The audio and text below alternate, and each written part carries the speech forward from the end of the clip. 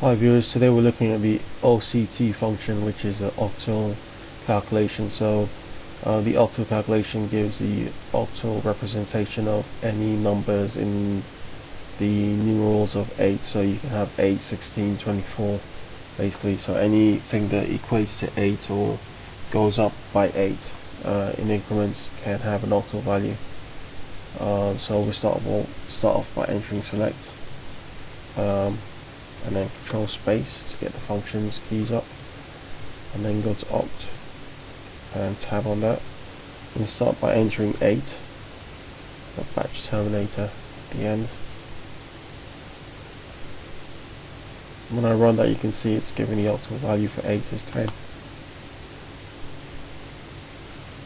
Now if I add another 8 to 8 and run that on 16, it's going to give an octal value of 20 for 16, as you can see.